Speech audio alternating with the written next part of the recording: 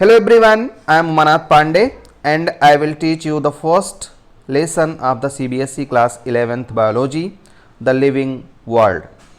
In the first part of the video, we had discussed about the various characteristics of life and living beings. Here in the second part of this video, we will discuss about the biodiversity, the need of classification and what are the different systems of classification in which the living beings have been classified. So, first of all, you should understand the meaning of the term biodiversity. The term bio means life and diversity means variation. So, variation in the living beings, variation in the life forms is collectively called the biodiversity. And you would have observed that around you there are so many types of organisms are present, and if you want to study them, your life will become very short to study them all. And that is why the different scientists try to classify them, try to arrange them in a common group on the basis of their characteristics, on the basis of their evolutionary trends, and on the basis of different types of chemicals present in their bodies. The various types of classification system have been developed. So, why do we need to classify the living beings is the major concern, and you should also think, if you think about it, you will get that why do we need to classify the organisms. Due to a vast number of microorganisms, plants and animals, you have to organize them in the similar and big groups to study their general characteristic features, and that is why it is very feasible to remember them and to study them, to understand them. So, this was the major cause. So, first we should understand what is the meaning of the classification. Students, to deal with the enormous diversity, a vast diversity in the living world, scientific arrangement of living beings into groups is called the classification, and this process is done on the basis of some common characteristic features. The branch dealing with the classification is called taxonomy, and since this is the oldest branch of the biological sciences, it becomes very important that you should know in your higher classes there will be a separate paper of taxonomy. So, you should understand the concepts of taxonomy very clearly in your earlier classes, that is class 11th. Based on various characteristic features, all living organisms can be classified into different taxa, and that is why this is called taxonomy. Systematics is the term which defines with the evolutionary relationship between organisms, and that is why sometimes when we consider about the evolution pattern in terms of classification, then it is also named the systematics. So, there are different systems of classification which you have to study in your course. There are various categories of classification, and these are the artificial, natural and phylogenetic. The artificial system of classification is based upon only few characteristics which are easily observable, that is the morphological characteristics of life. Morphological characteristics means the outer characteristics which are related to the body forms of the living beings. So, this is called the artificial system of classification. This system of classification is not seem to be very important. Why? Because it conveys very little information. An artificial system, for example, in case of fish, would group them as a freshwater fish, brackish water fish or marine fish on the basis of the environment, and Hence, this does not involve the other similarities, their internal similarities, their evolutionary trends, and that is why this is called the artificial system of classification. The father of botany, the Theophrastus, is considered to start this system of classification, and the second system is the natural system of classification, which is based on a large number of characteristic features. In your higher classes, mostly we will follow this type of classification in our study. This increases the amount of information available from the groupings. It means you will not consider only a few types of characteristics, you will consider possibly all the characteristic features of the living being, the outer characteristics, the morphological as well as the inner, that is called the anatomical characteristic features of the living being. And that is why it is important that any anatomical features you to classify an organisms must be either homologous or analogous, about which you would have studied in your class 10th. And the third system of classification is the phylogenetic system of classification, which reflects the possible evolutionary trends, evolutionary relationships based on the ancestors and their offsprings. For example, what characteristics would have been carried by your ancestors and what characteristics do you have? If we study the system of classification based on the developmental, based on the evolutionary trends, then it is called the phylogenetic system of classification.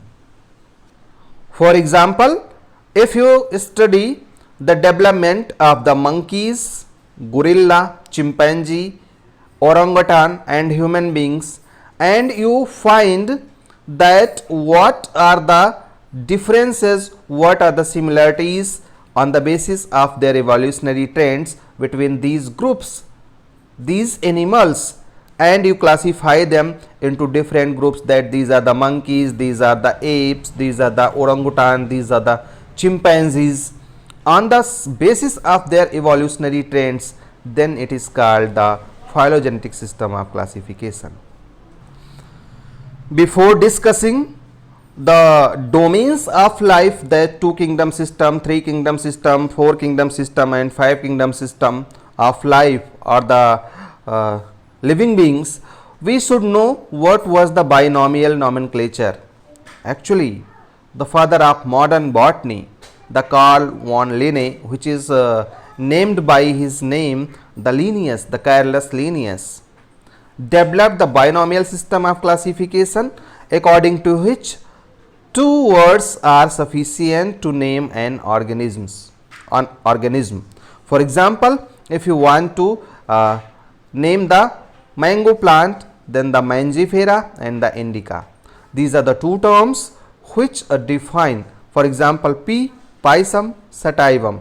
So, you should have a characteristic, you should have a preliminary knowledge of this system of classification, and we will discuss about it later on, that what is this system and how you will name the different types of organisms based on this system, because this system of classification, the binomial system of classification, is nowadays is followed in the different parts of the world. So, this is the accepted system of classification. And now, if we talk about the various systems of classification, then it starts with the 2 kingdom system of classification, in which the organisms were divided into 2 groups, kingdom Animalia and Plantae. So, the organisms were called either they are plants or they are animals. This was the 2 kingdom system of classification. Later on, a scientist called Ernst Haeckel, he modified that organisms may be of 3 types. They may be Protista, they may be Animalia, or they may be plants. He said that they may be primitive type like bacteria, viruses, protozoans, and other than this they may be either animal or they may be plants. This was the three kingdom system of classification.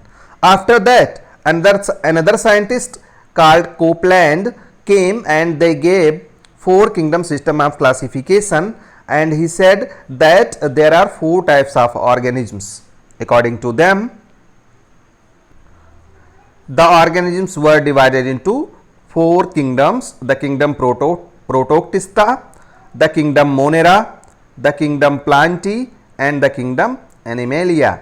After that, there comes another scientist named R.H. Whittaker, who divided the organisms into five different kingdoms, and he said that all the organisms can be divided into five kingdoms. The primitive one, that is Monera.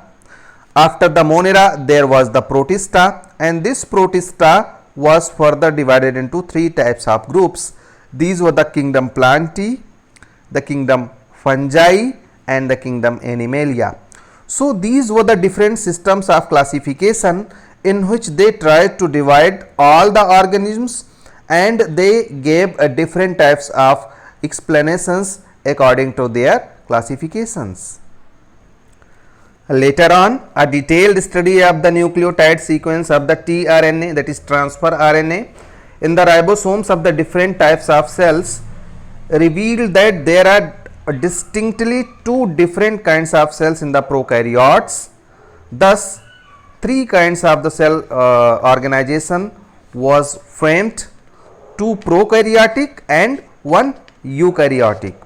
Keeping this in mind, another scientist named Carl Woese proposed another system of classification, that is called six kingdom classification for living beings. This is also called the three domains of life, that is archaea, bacteria, and eukarya. So we will discuss about it. Normally, all the organisms have been divided into three domains. First is the archaea, second one is the bacteria, and third one is the eukarya. Archaea were the first living beings or the life forms that came on earth. Since there was the extreme conditions for life on the earlier earth, on the primitive conditions, hence these type of bacteria also called the archaebacteria. The archaea is also called the archaebacteria. These type of life forms live in the extreme conditions like saline conditions, like acids, like warm water, like volcanic eruptions, the places where the volcanic eruptions take place. So these are the extreme conditions where these type of bacteria are found, and this is possible due to their unique characteristic feature of their unique cell wall. I will discuss about it later on. So the second one is the bacteria, that is called eubacteria. Eu means the true, term eu means true. True bacteria, whatever we are seeing today, that so many bacteria, you know that they cause different types of diseases in the living beings. So the bacteria whatever we know today are the eubacteria, that is true bacteria. Whatever we know, there are so many names. And the third domain of life was eukarya. Eukarya means the true type of nuclei. In the archaea and bacteria, they are prokaryotic. Their cells are of prokaryotic type. Their nucleus is not organized, cell organelles are not developed. So this is prokaryotic, and there are two types of cells are present, the archaea and bacteria or eukarya. And the third one is the eukarya, that is eukaryotic type, and this contains protista, fungi, plantae, and animalia. And hence 6 types of kingdoms have been named here: the archaebacteria, eubacteria, protista, fungi, plantae, and animalia. And these are the eukaryotic organisms. It means inside their cell the nucleic material, the nucleus, the chromosome is surrounded by a well developed nuclear membrane. There is the presence of histone protein around which there is the wrapping of the chromosomes, there is the DNA wrapping. So these are called eukaryotic organisms. In the next part of the video, we will summarize this one by discussing the systematics, what is taxonomy, concept of species, what is taxa, what are the taxonomic hierarchy, what are the binomial system of classification. As I have told you that there are some rules according to which we have to name the living beings. So we will discuss about it later on in the third part of this video. So all the best, may God bless you. Thank you for watching this video.